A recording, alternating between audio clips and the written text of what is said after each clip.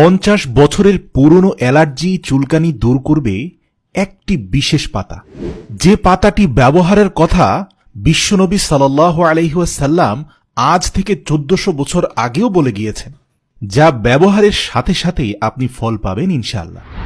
বিজ্ঞানের গবেষণা থেকে প্রমাণিত যে এ পাতায় বেশ কিছু অ্যান্টিসেপটিক উপাদান রয়েছে, যা পানিতে কিছুক্ষণ ভিজিয়ে রাখলে বা পানিতে দিয়ে হালকা গরম করলেই এক ধরনের আঠালো নির্যাস পানির সঙ্গে মিশে যায়, আর এ নির্যাসগুলো মানুষের শরীরকে জীবাণুমুক্ত করার কার্যকরী অ্যান্টিসেপটিক হিসাবে কাজ করে।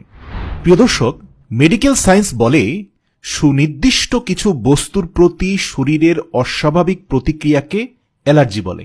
মজার ব্যাপার, ইংরেজি শব্দ অ্যালার্জি এর বাংলা হয় সহ্য হয় না, অর্থাৎ বিশেষ কোনো খাবার বা বস্তু এর প্রতিক্রিয়া যদি আপনার শরীর ভালো না দেখায় তাহলেই সেটাকে অ্যালার্জি বলে। অ্যালার্জি বা চুলকানি খুবই বিব্রতকর একটি সমস্যা। অ্যালার্জি যখন শুরু হয় তখন আমাদের শরীরে চুলকাতে চুলকাতে চামড়া উঠে যায়, কিন্তু চুলকানি শেষ হয় না।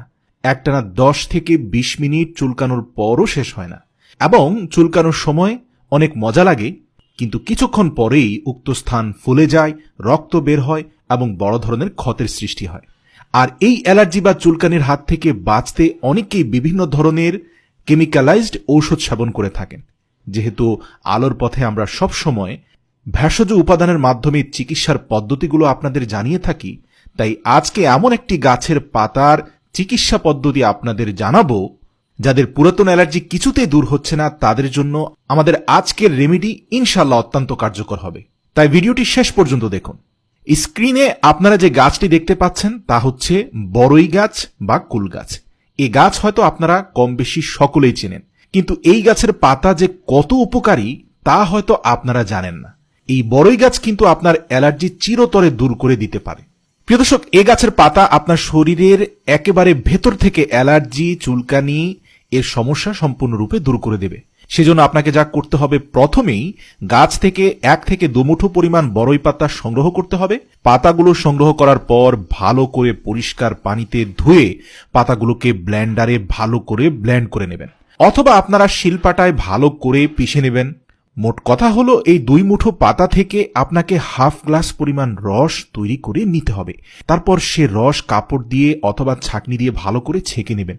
ছেঁকে নেওয়ার পর 1 চামচের 4 ভাগের 1 ভাগ লবণ দিয়ে এটিকে ভালো করে মিশিয়ে সকালবেলা খালি পেটে এই রেমেডি পান করবেন।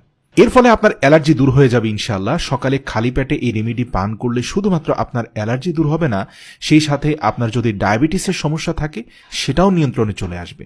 প্রিয় দর্শক, শুধু তাই নয়, শরীরে পোকামাকড় কামড়ালে বা কোনো স্থান ফুলে গেলে সেখানে আপনি বাটা বড়ই পাতা সেবন করতে পারেন। প্রায় 1500 বছর আগে বিশ্বনবী সাল্লাল্লাহু আলাইহি ওয়াসাল্লাম মৃত ব্যক্তিকে বড়ই পাতা মেশানো পানি দিয়ে গোসল করানোর কথা বলেছেন।